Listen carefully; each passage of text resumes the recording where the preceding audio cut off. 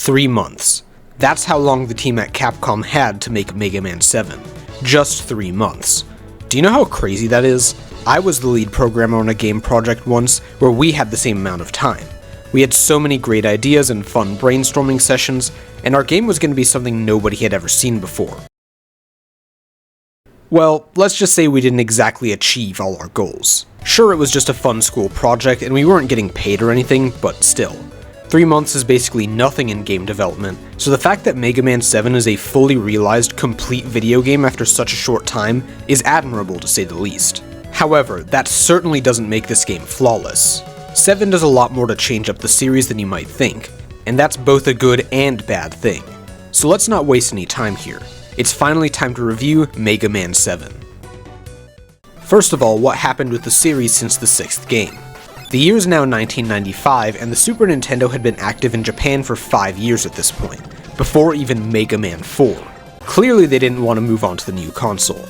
I mean, I get it, they had a formula that worked, but can you blame people for being fed up with NES Mega Man by this point? Well, thankfully, at the end of 1993 in Japan, Capcom finally moved to the Super Nintendo, totally redefining the series in the process.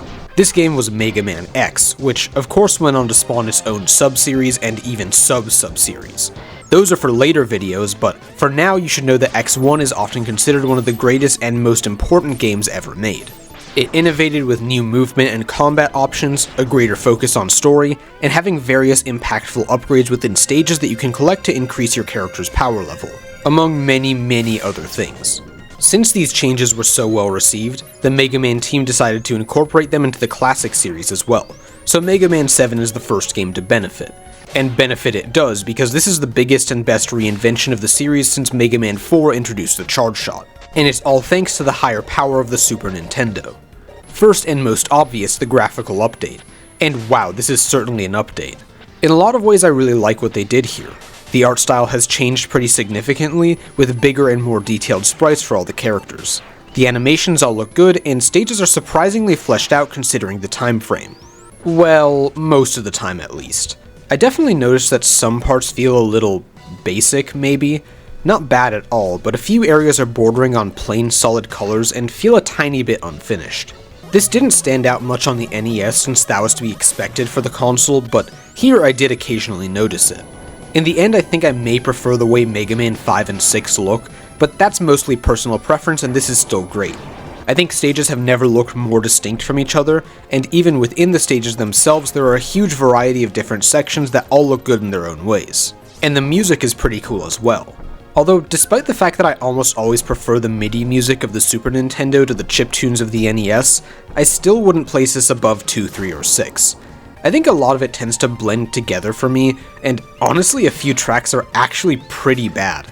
I actually tried to stay out of the shop as much as possible because, ow, my ears, that's a bad song. See, it even drove my cat insane, there's proof. But the good stuff is pretty good, and that's most of the soundtrack. The intro stage, Stage Select, Slash Man, Shade Man, the first Wily stage, and the end credits are all personal favorites.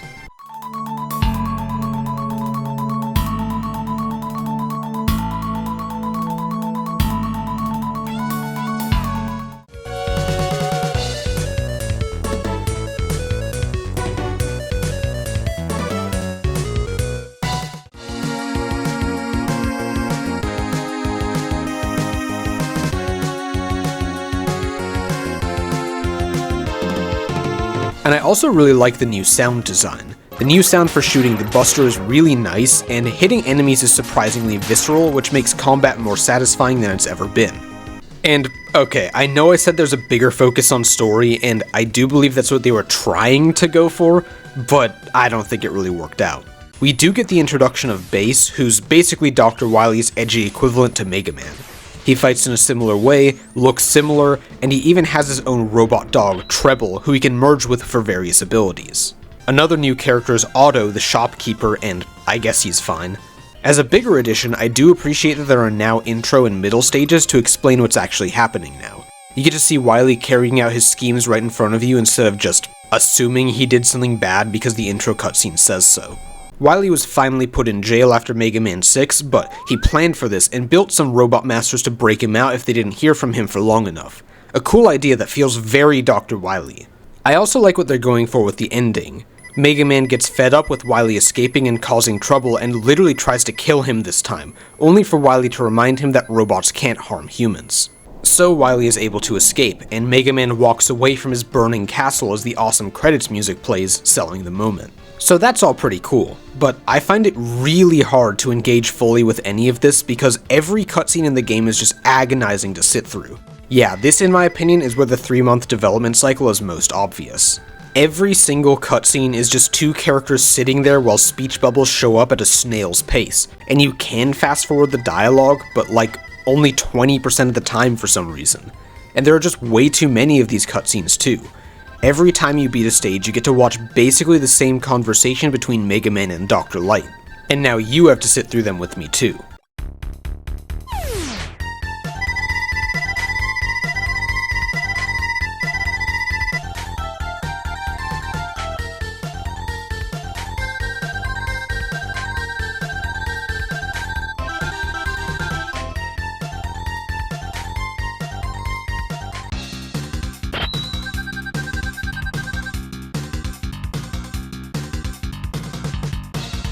Just a massive downgrade from Mega Man 6 and Game Boy 5's animations that show you what the weapons do. And the story cutscenes really don't play out any better either.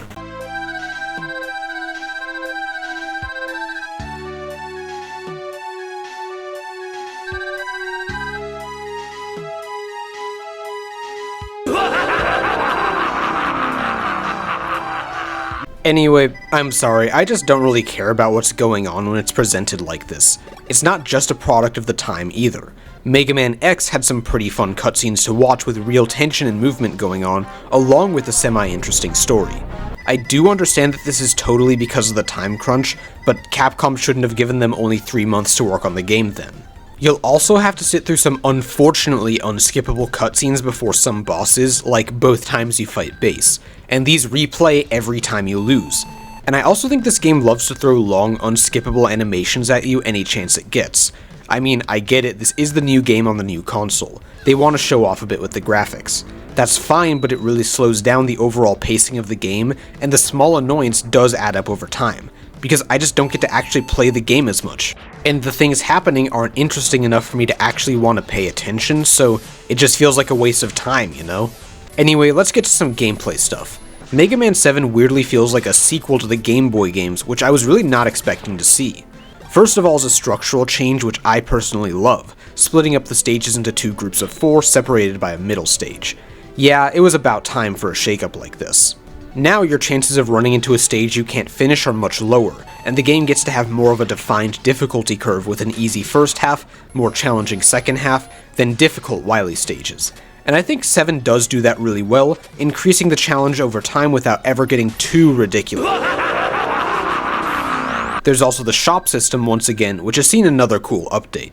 There are a boatload of things to buy this time around, many of which actually have multiple ways to acquire them. And that brings us to the biggest addition in Mega Man 7, the collectibles. 4 through 6 did have a few permanent collectibles to find in the stages that give you some interesting upgrades, but it always felt like a bit of an afterthought. Here it's been expanded into much more of a focus. Nearly every stage has a few collectibles to find, most of which are pretty useful. You can actually find the rush items in the stages themselves, rather than just unceremoniously getting them after beating the boss, which feels way more natural. Coil and Jet work as they always have, and then there's Rush Search, which lets you dig in the ground in certain locations to find more items. I used it once and promptly forgot about it. Oops. The first 4 stages have the Rush letters to pick up as well, and if you get all of these you'll unlock the Super Adapter. This combines the Jet and Power adapters from 6, but they also sneakily threw in the Mega Arm from the final Game Boy game as well, which is really fun to see. I actually ended up using the Super Adapter all the time, as it has a ton of useful applications in the later stages especially. You can find a giant bolt in Springman stage with it, which halves the prices of all items in the shop. There's a cool moment in Slash Man where you can burn down a forest with the Scorch Wheel and uncover an upper path to unlock Beat, who saves you from pits when you fall into them. And apparently that's not all, I actually missed some of them. I found this one secret area in Shade Man stage where you can just walk through a random wall and get into what looks like a boss room, but there was nothing there. I wasn't sure what I was missing, so I moved on. Apparently you can find Proto Man in Turbo Man stage and it'll give you a hint. If you do this, you can fight him later, and beating him gets you the Proto Shield, which sounds really cool. I like this whole system because so much of it is optional, and discovering secrets is always a ton of fun. Since many things are locked behind weapons from other stages, this gives you a chance to replay them and look for whatever you might have missed. They also get a chance to add more use cases for the first 4 weapons in the second half of the game because of the new stage structure. It feels pretty natural and does contribute to 7 feeling a bit more like the X games, which to me is a good quality to have. And even better, if you beat a stage that has certain upgrades but miss them, they'll just show up in the shop. Like I've been saying a lot recently, having a good number of options is almost always a good thing. Therefore, I'm a fan of this system. And this also makes getting a new special weapon feel a lot more impactful, which is always nice to see. So, I like the collectibles in the stages, but how about the actual level design? Well, let's see what we're dealing with. First, I played Burst Man.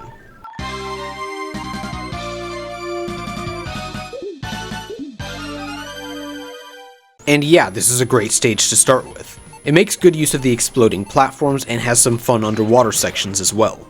This time there's 2 types of water though. Some of it works as it always has, but this purple bubbly water makes you rise to the surface. They use it really well, including making the water move you up and down later on. This leads to fun opportunities for running quickly through the level in the lowest number of cycles if you want to go fast. In general, this stage does an amazing job of taking you from set piece to set piece. Like for example this one mini-boss. Once you beat it, it turns the water purple and you have to dodge a bunch of these underwater mines as you flow upwards. Just a fantastic sense of flow and some really fun ideas that all come together really cohesively. Basically a perfect level to start out with. Cloudman is a great looking stage with a lot of fun little details. There are a few enemies that create rain that turns everything dark and makes these other enemies come out of pits and get supercharged and shoot lightning at you. The storm clouds obstruct your view and these platforms later on only become visible when you're right next to them. Unfortunately, this does lead to a few annoying leaps of faith, but there's also a cool secret upper passage you can notice to get the letter U, which is a good use of the mechanic. The whole stage is also a very intentional reference to Airman, with the foreground clouds and the rotating cloud platforms taken directly from there. A pretty good time. Junkman is better though because I just like the mechanics more. You can freeze these lava flows for secrets if you have the freeze cracker, and turn on the machinery if you have the thunderbolt. This is a fun way to use weapons, as the level is still fun to play without these optional routes, but they get to add a bit more depth and excitement this way. The main path is really fun too, with this up and down elevator section being a highlight where you can grab the Rush Jet power up. Oh yeah, also, I always used to wonder why the level features roaches as the main enemy. Like, I know it's called Junkman, but the level is really themed after electric machinery. But after living in a big apartment, now I understand why. Roaches suck. Like, really, really suck. I hope you, dear viewer, never understand. So, outside of triggering my PTSD, great level. And now for the last of the first 4, we have Freeze Man. Not bad, but it's not really my favorite either. These polar bear enemies have way too much health to be used as often as they are. There are a surprising number of really tight jumps along with some enemies that are tough to deal with, and I can't tell if it's the hardest platforming in the entire game or if I just wasn't used to the new controls yet. Definitely one of the two. I do really like these enemies that drop icicles on you that you then have to use as platforms though. That was pretty cool. Then, after a very easy and short middle stage, we're onto Turbo Man. This one is actually really interesting and probably one of the more unique levels in the whole Mega Man series. Like Burst Man, there is a crazy amount of variety. I count at least 5 different sections that feel totally unique from each other, which is pretty impressive. There's this fight against the Bulldozer mini-boss, then this weird part where tires bounce you into pits that make you fall down and repeat the previous section, then these intermittent firebars that are actually pretty tough to deal with, immediately followed by these Quickman-inspired lasers that I definitely didn't react to the first time through, then finally a mini-boss on top of a huge truck. It's creative and pretty cool, but I find the earlier sections to be kind of annoying, and the enemies aren't my favorite either. So despite there being a lot of good, I'm still not in love with it. Slash Man is probably my favorite so far in terms of aesthetic, sporting a cool dinosaur theme. There's a Stegosaurus that throws projectiles, a giant T-Rex mini-boss, and then these sleeping dinosaurs that I forgot the name of that act a lot like the grasshoppers from Brightman, carrying you on their backs over spikes. All of these individual sections are pretty fun and give the stage tons of variety. I think that's actually been my favorite thing about 7 so far, and I really appreciate them adding some more interesting gimmicks to the stages. Oh yeah, and I almost forgot, beating Slash Man gets you the Slash Claw, easily one of my favorite weapons in the series. Who can say no to a multi-hit melee attack? I know I haven't mentioned the weapons in this game until now, but they're decent. Not my favorites, not my least favorites. A few of them are a bit too slow for my taste, but the two best ones are a ton of fun. The other big standout to me is the Junk Shield, which is the only shield weapon I actually really love up to this point. It has a hitbox as it spawns in, and each individual piece of junk is its own damaging attack. If you want to get me to use a shield, now that's how you do it. But you know what? Let's throw that variety I talked about out the window for Springman. And somehow I don't mean that as an insult, because Springman is easily my favorite stage in the whole game, and it's for one simple reason: the springs. These are just so much fun. They bounce you up and down if they're on the floor and ceiling, and left to right if they're on the walls. Here you can also hold the jump button to go up or let go to get bounced down. As you progress, the spring sections get more and more complex until this absolutely massive room with multiple paths, each with their own interesting spring-based challenges. It's really that simple. This stage uses one idea and expands on it so well. What's not to love? And finally, Shade Man, another level that I really like. This one ends up being my favorite aesthetically because, just look at it. The atmosphere is perfect. You have mummies coming out of coffins that rise from the ground, a very obvious reference to ghosts and goblins. You can even hold the B button when selecting the stage to play the music from that game, but why would I intentionally switch off of the much better Shade Man theme? Anyway, the rest of the stage is pretty cool as well. I like this pumpkin mini-boss where it opens up and you have to shoot the smaller pumpkin inside. And the part at the end where you can light up the torches with the scorch wheel is a fun idea. But that's all 8 main stages. This time we're actually back to only 4 Wily stages, which is a bit weird honestly. I know some people complained about the games being too long with 2 sets of castles, and I kind of get it I guess, but if they just made all the castle stages fun and enjoyable, I wouldn't have any issues with having more of them. Although considering the time crunch, yeah, maybe this was for the best. And despite that, the first Wily stage starts out throwing everything it has at you, and I love it. There are these platforms moving along tracks, but the tracks have some holes in them which causes the platforms to spin and throw you off. And they also have buttons on them which turn off the lights, so you constantly have to consider all of that at once to stay alive. It all culminates in a tall vertical shaft where you have to deal with a bunch of the platforms all at once in complicated patterns, and I absolutely love it. What's way less fun though is the bosses. You fight Bass here, and he's barely more complicated than that lame Proto Man fight from Mega Man 3, just in a more cramped area because the sprites are bigger so he's harder to dodge. And then this absolutely terrible fight against beefed up Gutsman, where he launches massive rocks at you that damage you if you get hit or if you're standing on them. Seriously, what an awful boss. And what's Wily's obsession with Gutsman? We saw him in Mega Man 1, then as a big tank thing in Mega Man 2, and now we're here. Wily even broke into the robot museum specifically to steal him. Oh god, why do I feel like if I look this up I'm gonna see a bunch of fanfiction of them? Moving on. Wily 2 features nothing of note until you get to the second fight with Bass, which is yet another terrible boss. He spends literally the whole fight doing the exact same annoying pattern, and for a lot of that he's just sitting off screen. It is cool that he and Treble get their own super adapter form just like you do, but again, this boss is way too annoying for me to really appreciate that. After this, we have to contend with timed Firebar Hell, which is actually pretty fun, and then a cool boss against this turtle robot. And thankfully, Wily 3 introduces some more fun level design, with a nice vertical ladder section before some conveyor belts, these timed platforms that move forward and explode after a few seconds, and another section with the Cloudman platforms that you can't see. It's actually a great time, followed up by a really fun and tough boss where you have to run away while it launches missiles that you have to jump on to shoot the head, among other attacks. Probably the best boss in the game, honestly. And speaking of that, I know what you're probably thinking now. Why didn't you talk about the bosses of the 8 main stages? Those are pretty important, right? Well, I was saving it for right now, because the bosses are probably my biggest issue with Mega Man 7. This I don't think is a product of rushed development, because they all function exactly as intended and have some interesting patterns. They're pretty fun to fight with readable and interesting attacks and a lot going on that you have to pay attention to. They all look great and feel very distinct from each other and older Mega Man bosses. But that all flies out the window as soon as you get one of their weaknesses. I played Burstman first because that was the first stage I chose. He's actually really fun, and even though he wasn't too difficult, you still definitely have to put in some effort to win. Now that's exactly what I'm looking for. I get his weapon, the Danger Wrap. Take this to Cloudman and...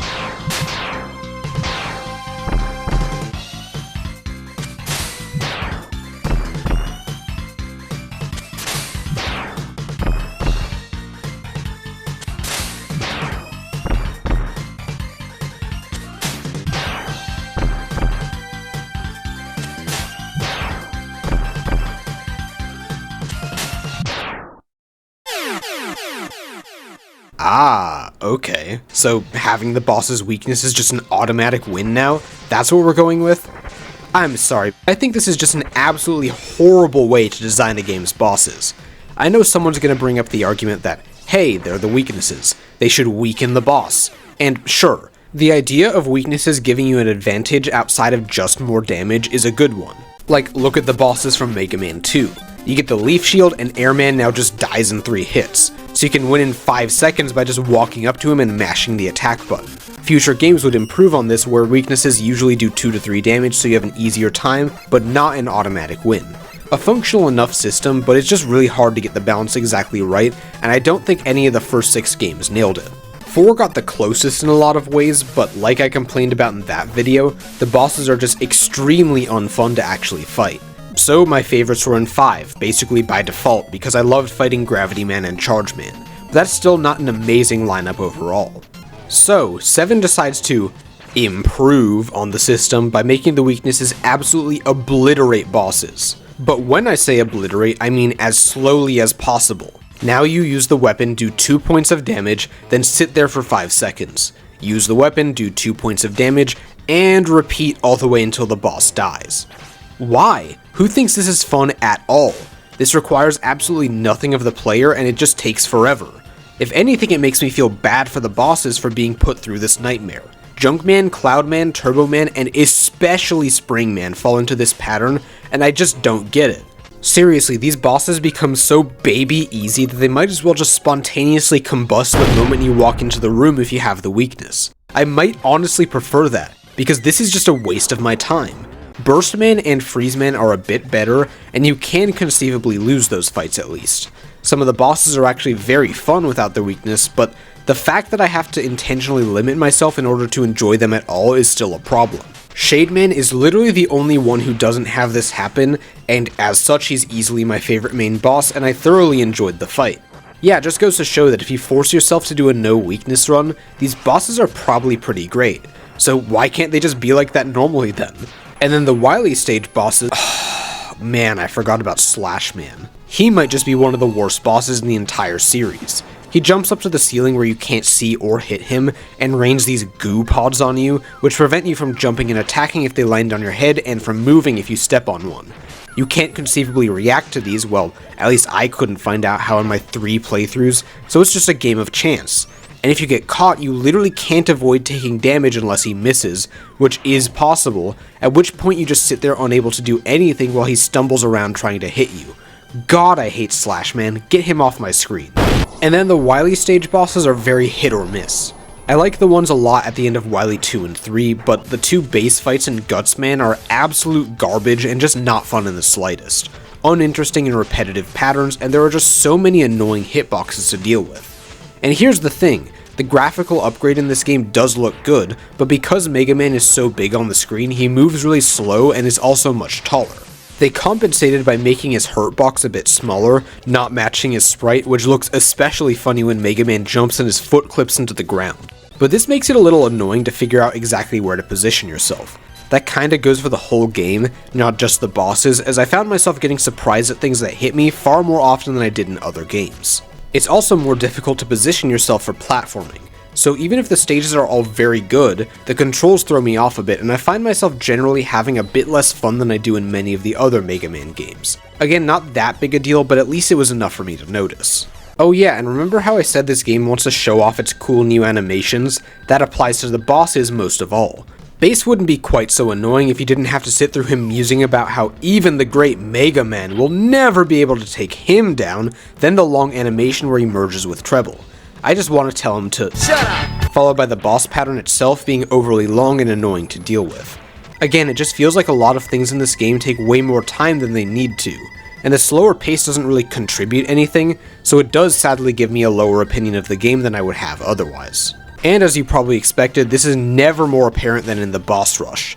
This one took me about 8 minutes this time around when I already knew exactly what to do. Compare that to probably 2 minutes for Mega Man 2, or 4 at most for the game's post Mega Man 4. On this current playthrough that really wasn't too bad, but it's made so much worse if you aren't experienced with this game because of the way the final boss works. Yep, we're back to the absolutely heinous decision to put the two phases of the final boss in the same stage as the boss rush with no permanent checkpoint. I was able to beat it first try this time, but only because I knew it was coming beforehand and prepared accordingly. The final boss here is legendarily difficult, but not in a good way. I think the Wily Machine is actually a ton of fun, providing a good clean challenge without being annoying, but the capsule is a whole different story.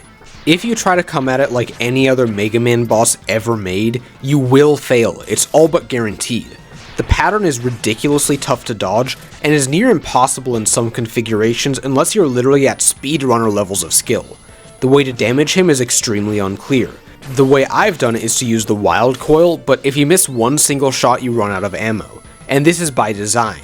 The team said in an infamous interview that the capsule was intended to be impossible without a full inventory of energy and weapon energy tanks. And that's exactly what happens. You need to be carrying as many of these as possible or you just can't do anything. The boss will be able to kill you before you have a chance to do any reasonable damage. Again, I was able to do it first try with prior knowledge, but I certainly remember how much I despised this boss the last 2 times I played the game. And it made me look back on the entire experience of playing Mega Man 7 in a far more negative light than it really should have been. And I have to reiterate, if you run out of lives, you have to go back to the very start of the boss rush. And if you use up 1 or 2 of your tanks, that means your next few lives might as well be useless. So you'd better do the final boss in 1 try, or you're throwing away precious minutes of your life playing boring, monotonous fights with no challenge and no fun before you even get a chance at coming back to try again. And that's why this final stage is my least favorite ending in the whole classic series. I don't hate it nearly as much as I used to, in fact I actually sort of enjoyed it this time around now that I know what to do. But trust me, I remember my previous pain and suffering as vividly as I need to. Do not, I repeat, do not come into the stage unprepared or you will have an absolutely terrible time with it just like I did. A pretty lame way to end an otherwise good game. Well, that ended a bit more negatively than I was expecting. This might get you to think that I don't like Mega Man 7, but I actually do think it's a pretty good game. Sure, I don't like the bosses, but I wouldn't consider them as bad as the lineup in 4 or honestly even 2. And even then, weak bosses are far from a game-breaking issue. I just feel like those fights, in combination with the slow, uninteresting cutscenes and the slow movement, give 7 a bit of a sluggish pace that I'm not totally on board with. When I am able to actually play through the stages, I do have a lot of fun though. Stages like Burstman, Springman, and Wily 1 are just a blast with so much variety and interesting gimmicks that add a lot to the experience. I get to enjoy the colorful visuals, the nice music, the many interesting and well-hidden power-ups, and the great well-considered level design. But for whatever reason, I've never felt a particular attachment to this game, and I can't really say exactly why. Outside of the bosses and the slow pacing, I don't think there are really any issues here, and it does do a lot of really cool things that I like. I feel like the pacing issue bothers me a bit more than it will for many of you, and I can totally see this being a highlight of the series if you don't care about that, but do love the new things it does. For me though, it's a solid middle of the pack, low 8 out of 10 Mega Man. A good time, but not one I really feel the need to come back to anytime soon. And hey, let me know where you land.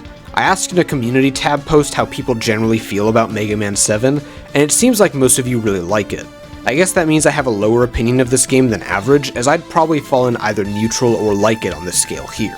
Sorry if this didn't end up being one of my more interesting videos, as frankly 7 is one of the games I have the least to say about.